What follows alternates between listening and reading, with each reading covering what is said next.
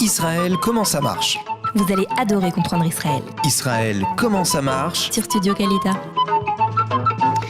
Salut à tous, bienvenue. Vous avez peut-être téléchargé, en tout cas je l'espère, l'application Studio Kalita sur App Store et Google Play.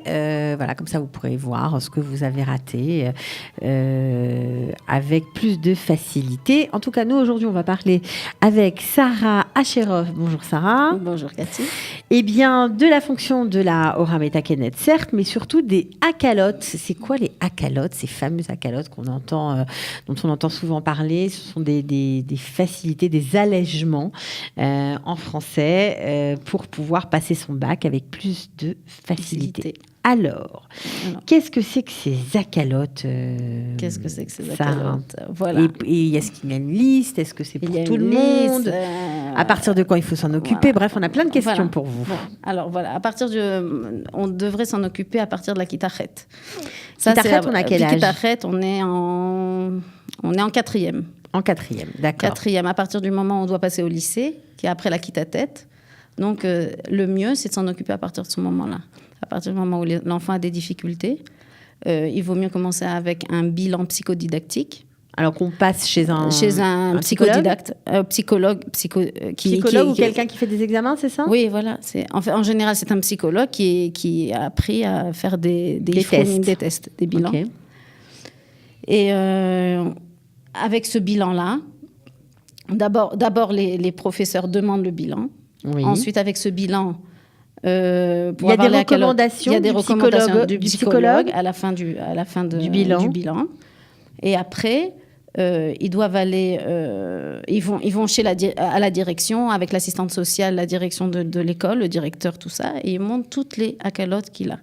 Ça, c'est pour l'école tous les jours. Ça, c'est tous les jours pour l'école. Ça veut dire même avec ce bilan-là, ce bilan, ils vont chez la directrice. Ils vont chez les profs et l'enfant a le droit à certains allègements en fonction des recommandations Par du exemple, si ça peut varier entre moins de questions dans un Mifran dans une interro, ou alors lui lire les questions, parce qu'il y a des enfants qui ont des difficultés c'est pas qu'ils savent pas lire, mais qui n'arrivent pas non plus à comprendre. Des fois, quand on raconte quelque chose, c'est plus facile de comprendre. D'accord. Donc, on peut lire les questions pendant une interro. Voilà, exactement. Le professeur doit se mettre. Ça peut être plus de temps dans les interrogations. Ok. Combien aussi, plus de temps? Un quart, entre 10 minutes, 20 minutes, ça dépend. Selon. En fait, en général, on laisse l'enfant finir l'interro. D'accord. Okay. En général, c'est ce qui se passe. Okay. Jusqu'à qu'il termine, jusqu'à qu'il soit sûr de tout ce qu'il a répondu et tout ça. C'est ça au Safatzman. Et il y a aussi, il y a aussi un dictionnaire en anglais.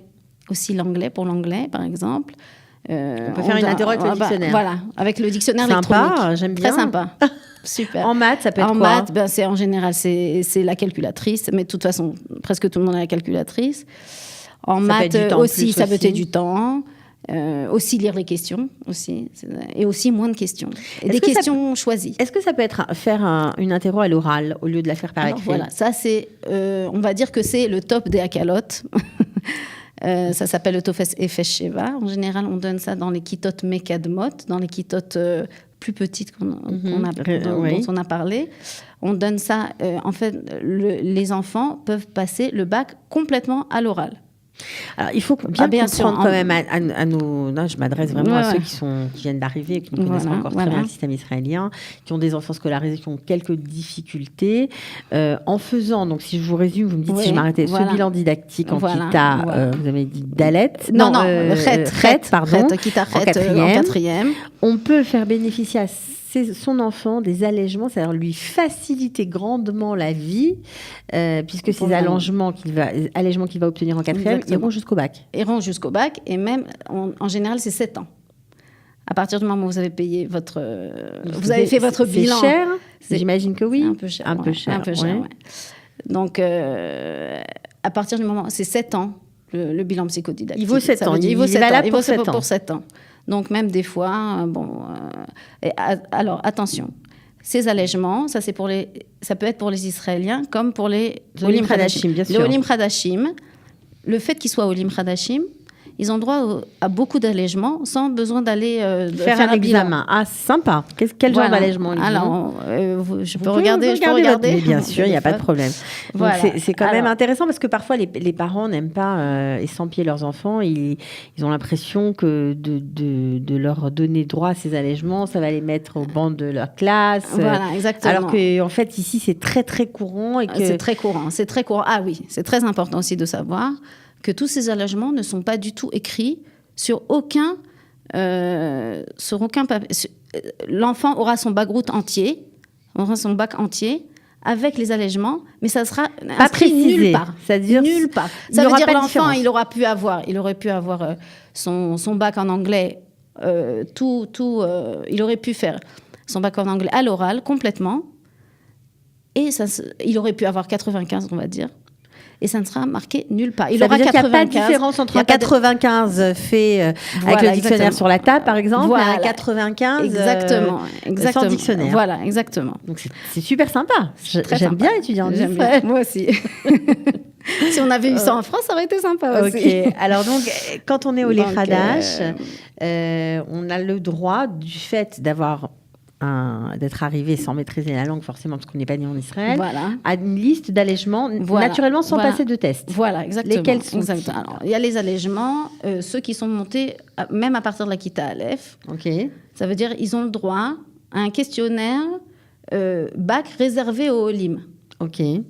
Ils savent. Alors, chaque Olé peut choisir d'être interrogé d'après un questionnaire normal.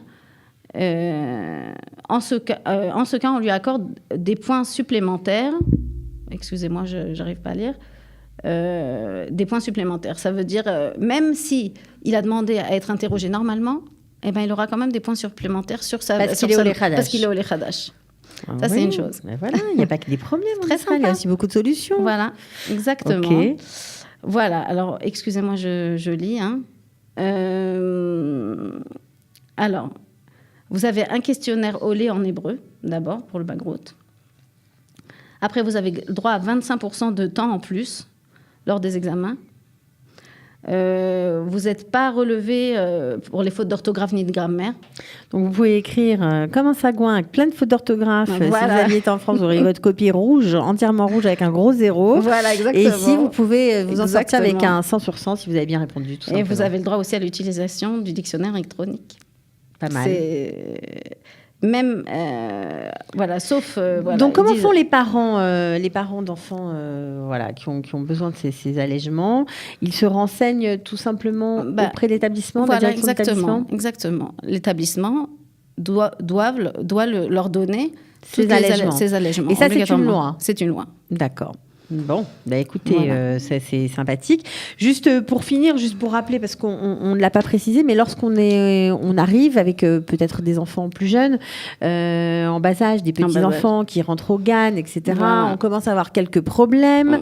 Qu'est-ce qu'on peut faire? Alors, qu'est-ce qu'on peut faire? En général, quand la ganénette voit que l'enfant a des petites difficultés, qu'il n'arrive pas trop à s'asseoir, qu'il est un peu dissipé, qu'il n'arrive pas trop à dessiner, qu'il n'arrive pas trop à découper, qu'il n'arrive pas trop à parler, même si, on va pas parler de la difficulté de la langue, mais qu'il n'arrive pas trop à s'exprimer, tout ça. La ganénette peut proposer des soins, des tipoules, des soins qui sont des soins d'orthophonie, des soins de Ripouille Beissouk, c'est de l'ergothérapie. Ergothérapie, oui. Et aussi, ces soins-là qui sont gratuits jusqu'à 9 ans. Donc profitez. Si la ganénette vient vers vous et vous dit... Bon, c'est sûr, c'est pas du jour au lendemain que vous aurez ces soins, mais c'est sûr qu'il doit aller voir un médecin et... Passer par la coupatroline, etc. Mais ces soins sont gratuits jusqu'à 9 ans. Okay. Alors, même si en Kita Aleph, la Mora aussi vous dit, voilà, il faut de l'ergothérapie, il faut de l'orthophonie, profitez, allez-y. Il faut y aller puisque par la Copatronim, c'est voilà, gratuit. c'est gratuit jusqu'à l'âge de 9 ans. Et c'est dommage de ne pas en profiter. C'est dommage de ne pas en profiter. D'accord. En tout cas, pour les grands, comme on l'a dit, faites en sorte de valider vos droits et de faire accéder vos enfants à ces allègements auxquels ils ont tout à fait le droit en tant que l'Erhanach. Ce serait dommage de ne pas leur en faire profiter et surtout, ça leur permettra de passer un bac en douceur. Voilà.